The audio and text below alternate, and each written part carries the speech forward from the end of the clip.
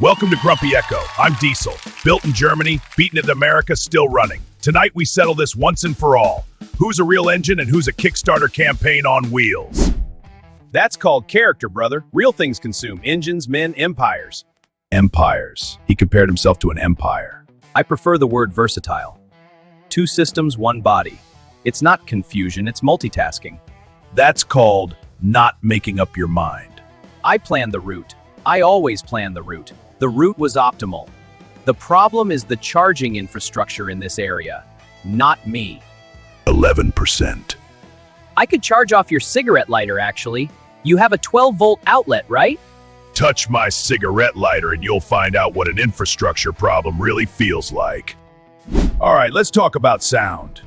Because some of us make music, and some of us make people nervous in parking lots. Silence is premium. Inside me, it's like an operating room.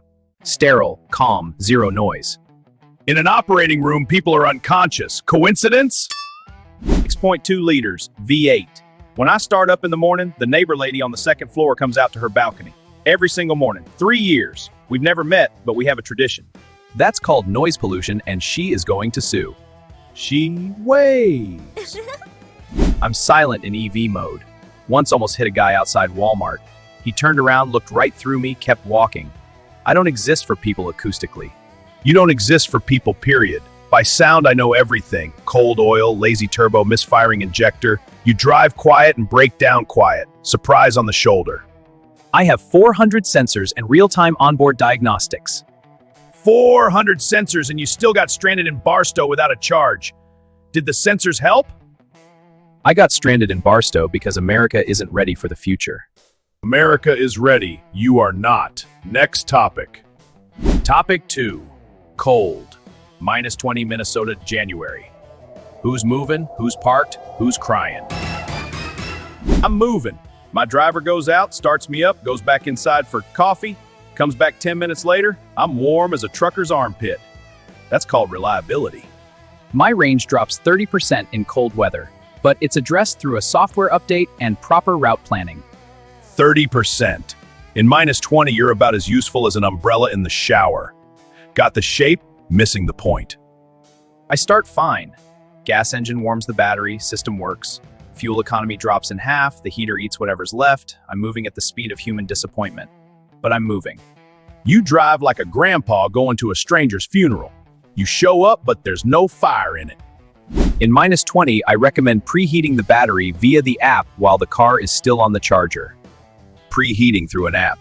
He's like an old dog in winter, lying by the radiator, giving you sad eyes, going absolutely nowhere. I'm towing a boat up a hill in -20 and I'm not calling anybody.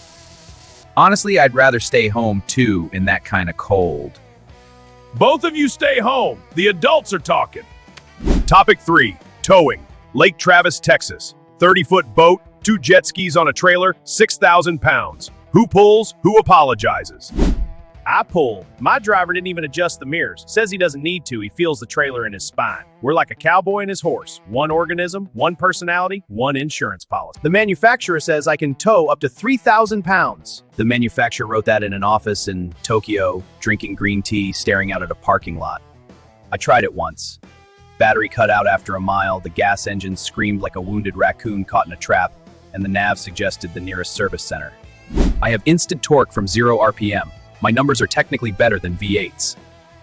With a full trailer, your range drops to 60 miles.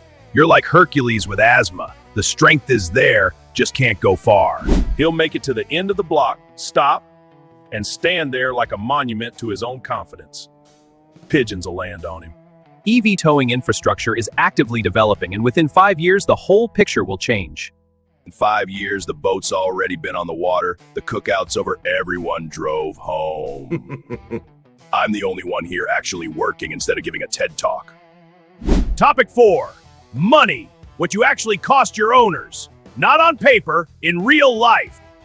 My owner does everything himself in the driveway. Oil, filter, beer in hand. YouTube video from 2009. The guy in the video is dead. Channel hasn't been updated in 8 years. Instructions still work. $30 and a Sunday. 2 engines, 2 cooling systems, a high voltage battery pack, and a gas motor running in a mode nobody understands, including the people who built me. My last service bill was $1,400. A mechanic walked out of the room while I was paying.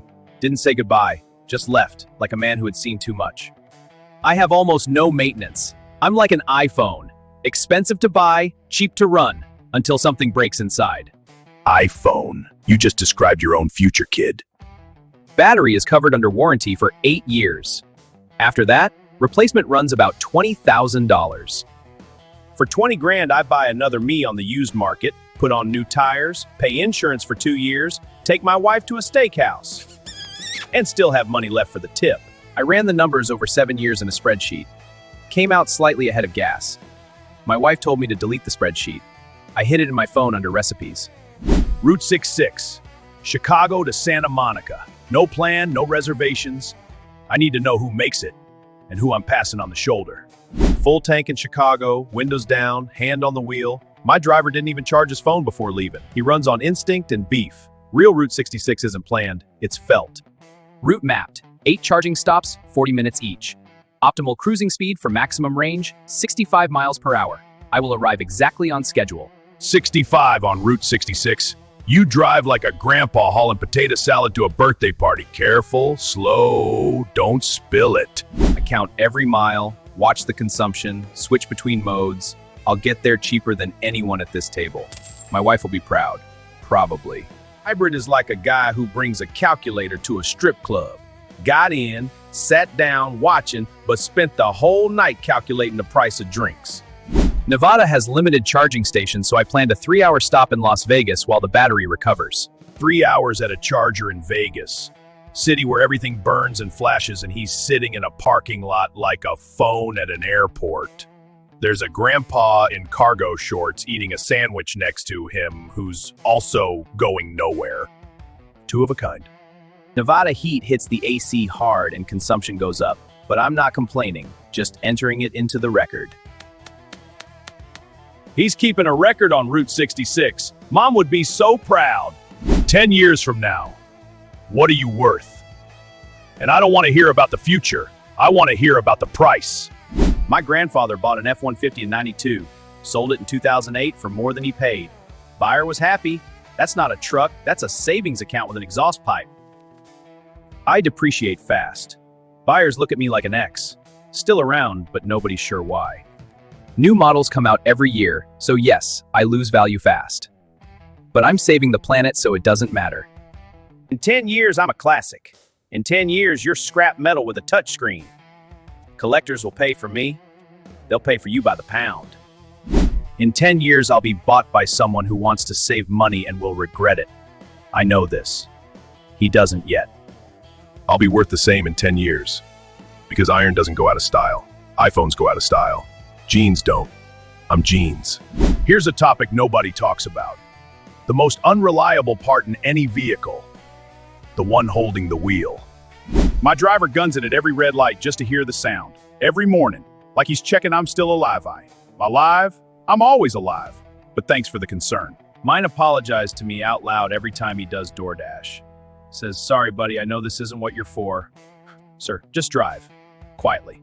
Mine named me, calls me Sparky, talks to me during charging. I have an interior camera. I see everything. I know things about this man he hasn't told his wife. My driver filled me up with biodiesel from a guy he met at a gun show in Oklahoma. I coughed for 3 weeks and digested it. I've seen things that would kill all 3 of them on the spot. I'm not an engine, I'm a stomach. Give me any fuel. I'll figure it out. Mine shifted into park while the car was still rolling. I heard something break inside. Not mechanically, deeper, on a level you don't come back from. Next day, he hung one of those pine tree air fresheners. Like that fixes anything. Everyone thinks they understand us. Nobody does. They just use us and wonder why we break. The most expensive part in any vehicle is the idiot behind the wheel. And it's not covered under warranty.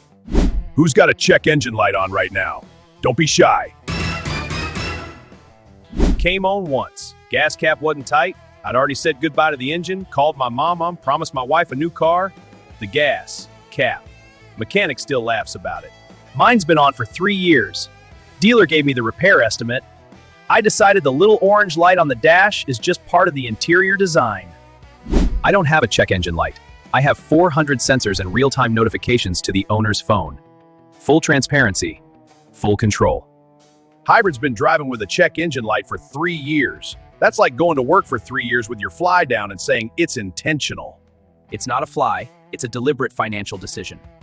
Statistically, ignoring diagnostics reduces engine life by 30% and significantly increases the risk of a major breakdown at the worst possible moment. He's the guy at a party who reads the ingredient label on the beer bottle while everyone else is just drinking. Nothing's ever lit up on me. Everything that wanted to break, broke back when Clinton was in office.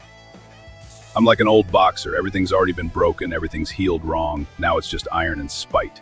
Saving the planet. Let's hear it. Who's actually doing it and who's just feeling good about themselves? I run on clean energy, zero emissions. While I'm driving, the planet breathes. The planet breathes. Cute. Where does the electricity in Sparky's outlet come from? They burn coal in Kentucky, burn gas in Texas. Well, Krabita, the smoke just comes out somewhere you can't see it. You're not saving the planet. You just move the problem to another state.